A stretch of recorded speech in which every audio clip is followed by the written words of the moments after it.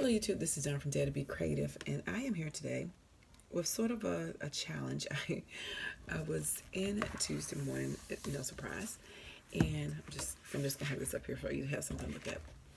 And I was talking to a young lady. Hi Sharon. She doesn't have a YouTube channel, but I'm always meeting people in Tuesday morning and talking to them. Met some of my subbies and other people and other crafters, even people on YT here. And anyway, so we were talking about paper pads, how to choose them, why you choose them, how do you decide which projects and stuff. So this is just my opinions and stuff, and we were just sharing back and forth, and then sort of a little challenge just kind of came out of the conversation. So anyway, I've been trying to kill some of my paper pads. And so I'd already pulled this one out before I talked to the young lady in the store, and decided to see what I can do with it.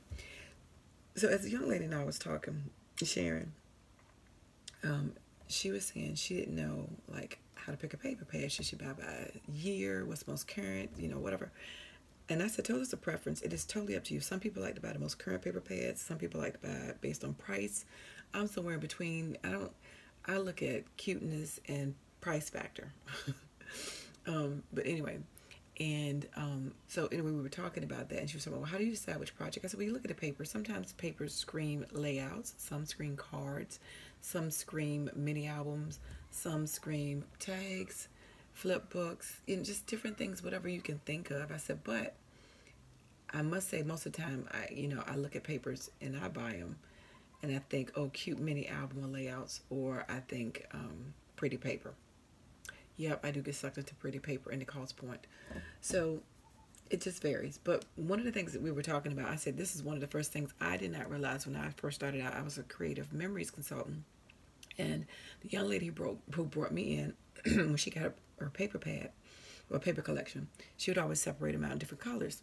And so I called myself being organized and trying to follow behind her doing the same thing, and didn't realize, separate all these, different collections out, not realizing that the collection coordinated together, that every piece of paper in that pad coordinated together, even though they were different colors.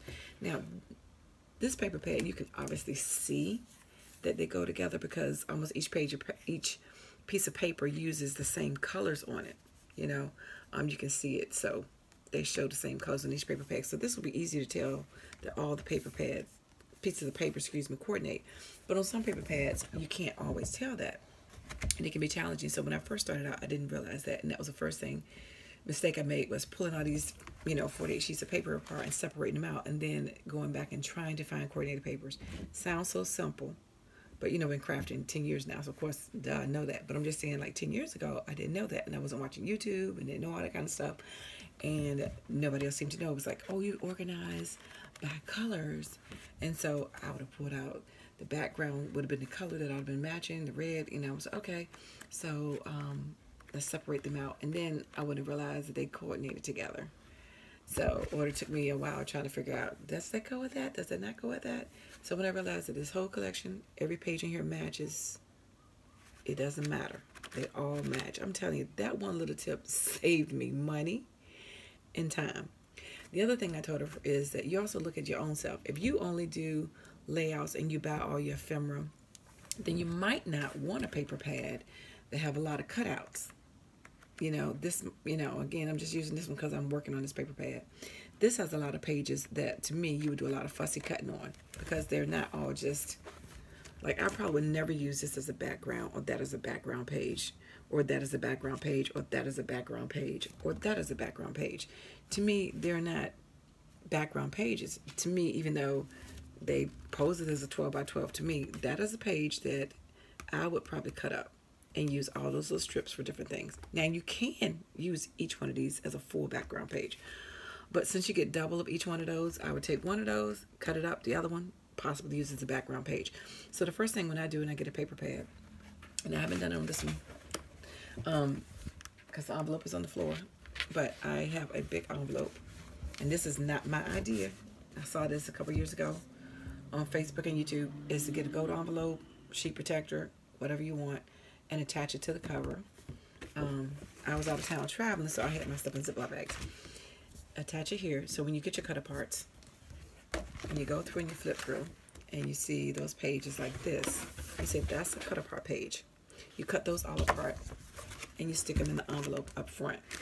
That way, you have those, like this page, you would cut them all apart.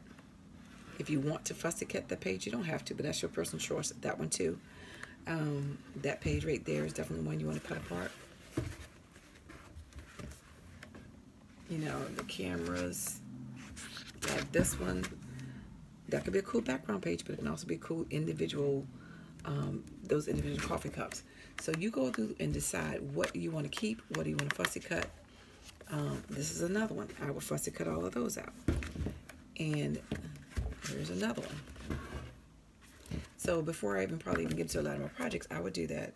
Put my envelope right here and have those pages. Now, my job has changed. I took a new position at the end of October, so I have had a hard time crafting, very difficult, because I am on the road all the time. And my weekends is my time for crafting, but a lot of times we're doing conferences, and I'm setting up and prepping on Fridays and Saturdays. We're doing a conference and stuff, so I'm traveling all over the state, so I don't have the time to craft.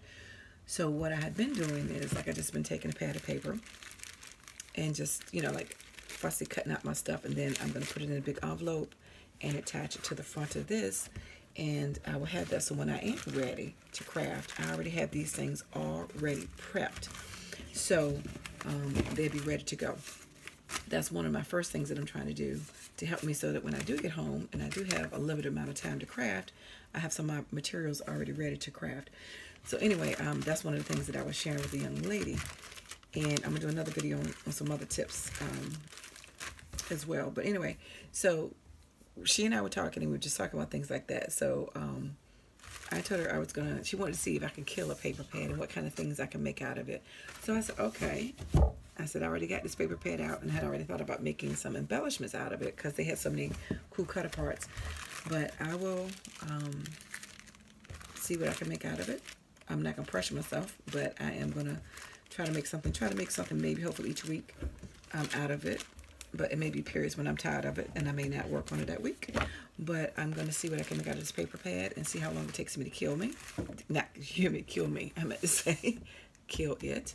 And to see how many projects I get out of it. So surprisingly, 48 sheets of paper is a lot of paper. And this, trust me, was a lot of fussy cutting.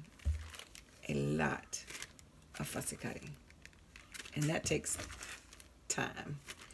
Some you can do with your knife blade, some you can do punches, and the rest you got to do by hand.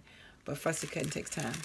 But anyway, so now that I got most of that out the way, I can start making some projects. And I'm going to try to see what I can come up with. So I don't know right now. I hopefully will make some tags, some embellishments. I don't know, but I'm just going to see what I can do with this 48-page piece of paper. And hopefully Sharon will be watching so she can get some ideas to see that you just don't have to use it for one thing.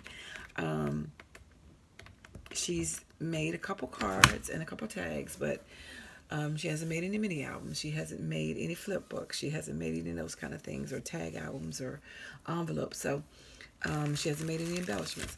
So anyway, I told her you could do it with any paper pad. You just have to think about it. So we're just going to play along and see what comes up. But anyway, if you want to do the same, play along, do a VR as well. So this one, I'm just going to call it, what should I call it? We didn't have so many videos called Killer Kit, because we did that before as a collab with Poet Spice before. And I've seen other people do Killer Kits. But I guess that's probably, let's see. Yeah, Killer Kid or Welcome, whatever I name this title of the video. That's what we can, if you want to do VR to it, because I can't think at the moment. But anyway, be encouraged, and you know, just daring you and myself, trying to keep myself on point to use my product, and you know, just have fun with it. But anyway, take care. God bless. Thank you for liking and subscribing and watching, and thank you for all my new followers. And guess what? I dare you to be creative. Take care. Bye bye.